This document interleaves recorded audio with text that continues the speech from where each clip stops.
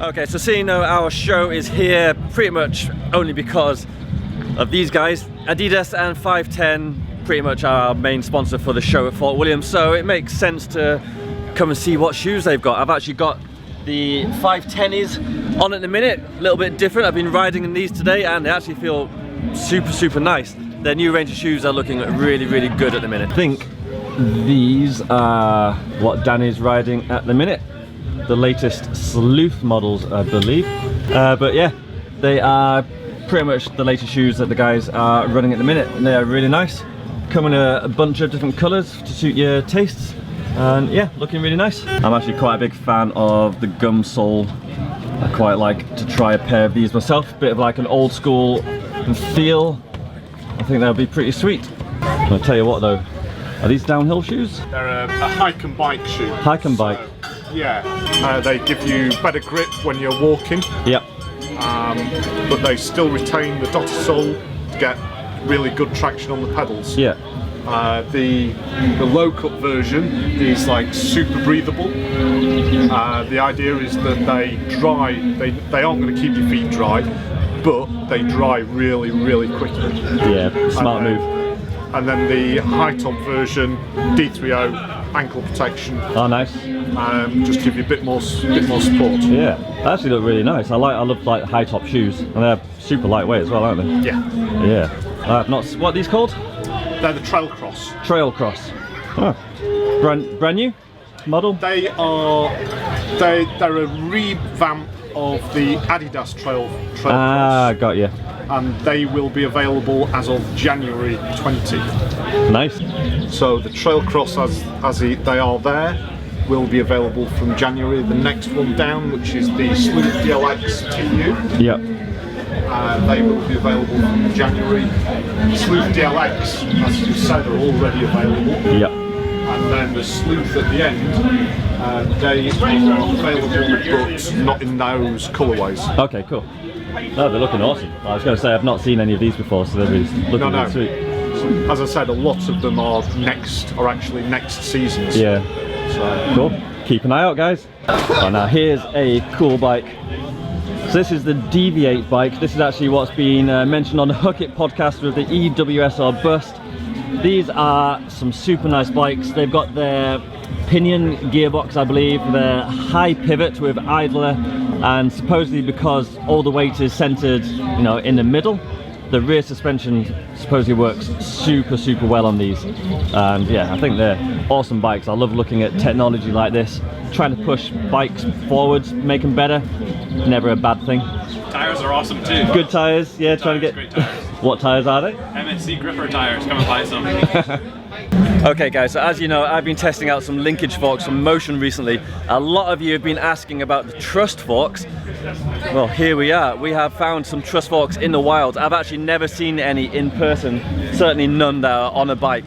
So I might see if I can have a sneak, maybe give it a push, maybe I might push my luck and see if I can have a ride around. So a truss fork works very different to your standard telescopic fork.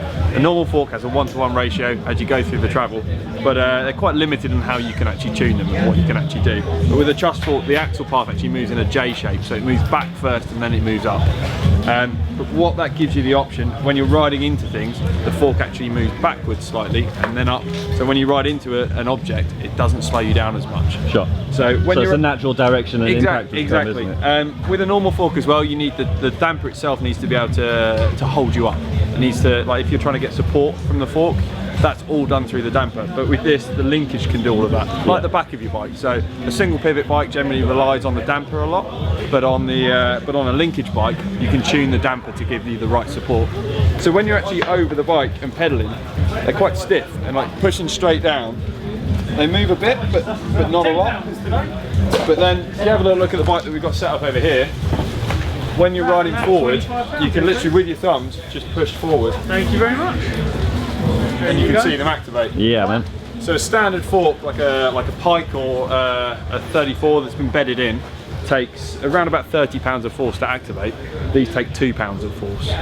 Having a smaller diameter, it's effectively like a rear shock built into the fork itself. Yeah. So having a smaller diameter on there just makes it a lot easier and a lot smoother, and a lot less force and less friction. Yeah. Effectively. And nice stability on the fork as well when you're actually riding it. So because it sits up a little bit better, and the head angle is a bit more consistent through the travel, whereas on a normal bike the head angle will move quite aggressively. Sure. Whereas on this it only changes around at about a degree. And what travel do these have? So the actual fork itself is effectively 130 mil of travel, but it will replace anywhere between a 110 to a 140 Sure. because of a shorter axle to crown height. Sure. So with the linkage and the leverage ratio, it doesn't actually move as far like a normal telescopic fork does. And is there any brake dive like? So there is a small amount. There is an anti-dive property to the fork, but it's not the biggest. Some linkage forks that are on the market, they really promote an anti-dive feel, but these are a little bit more of a, there's a benefit to it, but it's not the biggest thing. The main thing they wanted with this is traction, Sure. and that's exactly what you get with the fork. Alright guys, so I had a real interesting chat then. That was Upgrade, who are the importers for Trust, and they've seen some of my videos I've done with the motion forks, and they said they can send me up a demo, Trust linkage fork. And I know some of you guys have been asking for that, and it'd actually be really cool to compare different linkage forks, see how different systems work, and yeah, I think that should be really interesting. So watch this space. I will try some Trust linkage forks as soon as I can. Tell you what, that does feel pretty nice.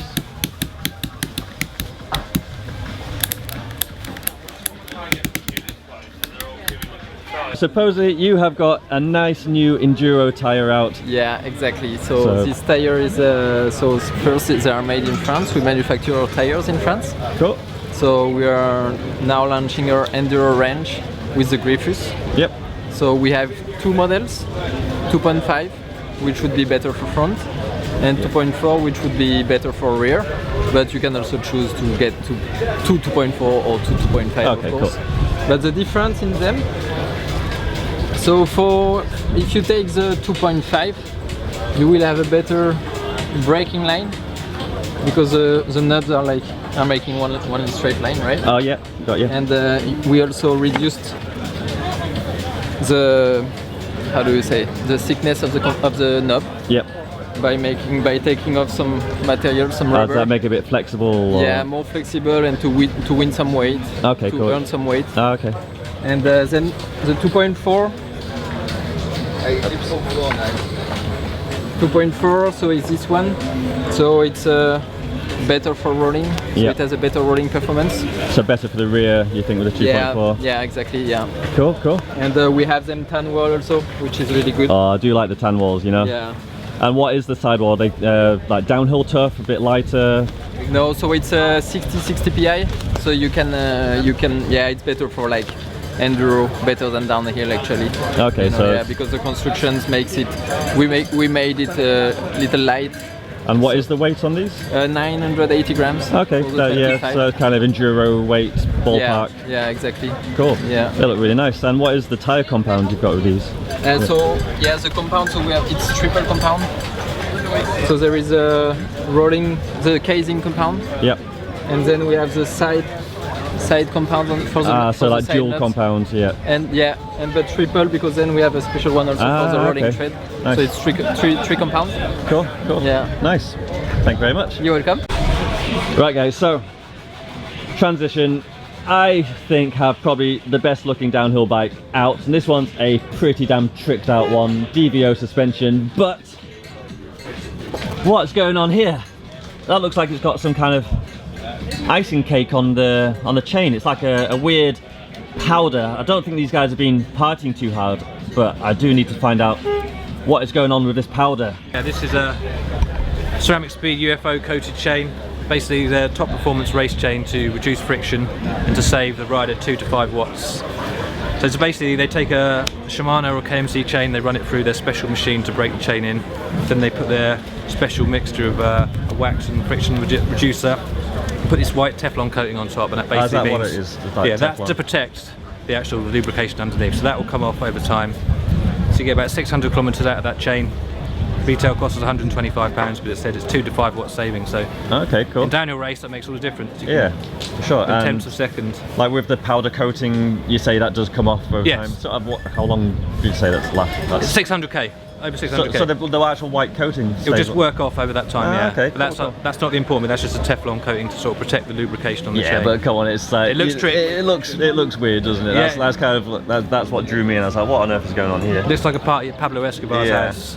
So basically the deal is it's lower watts. It's more efficient. Friction reduction, yeah, exactly right. Cool. And when you combine it with the pulley wheels and the CeramicSpeed bottom bracket and the wheel bearings, you can get a 10 to 15 watt saving over the whole bike, which is incredible. Yeah. It's a lot of training to do that. Yeah.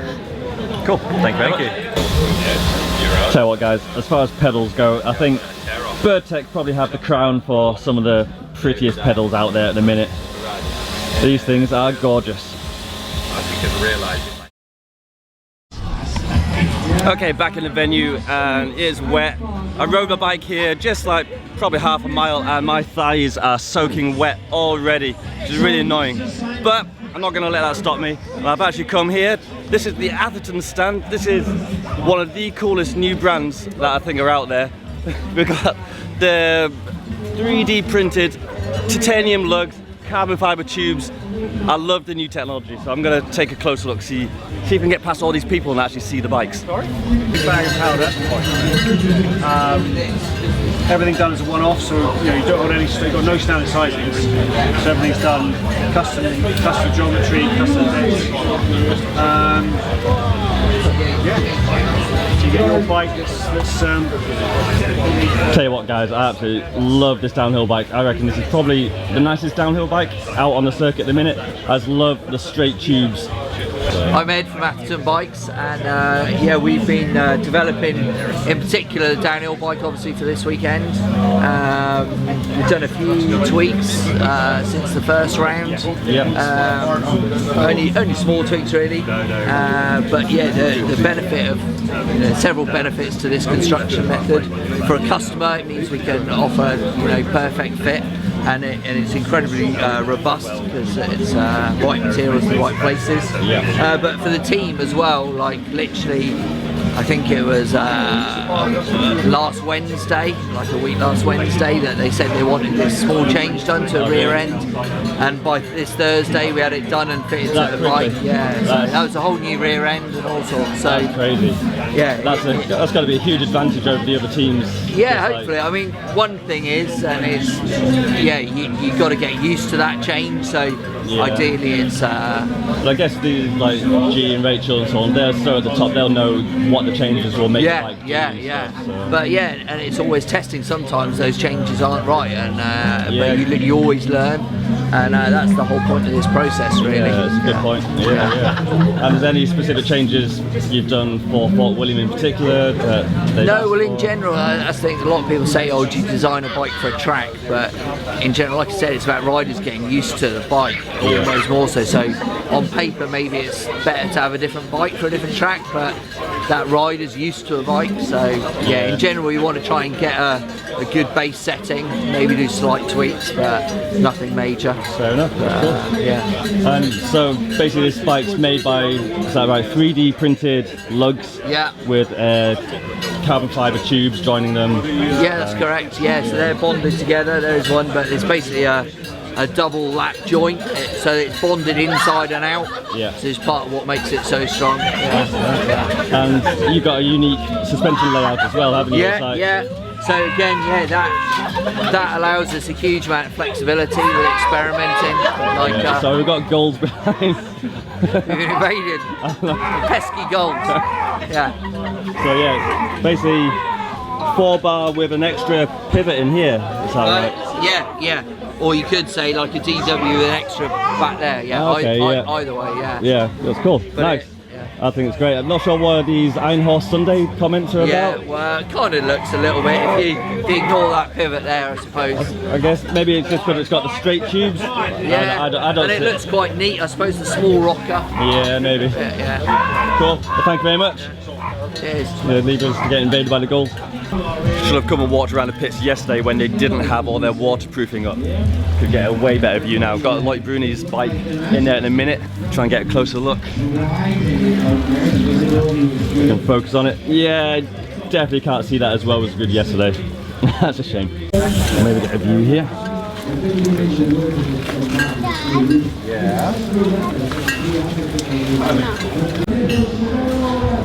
Tell you what, Norco make a nice looking downhill bike. That is sweet.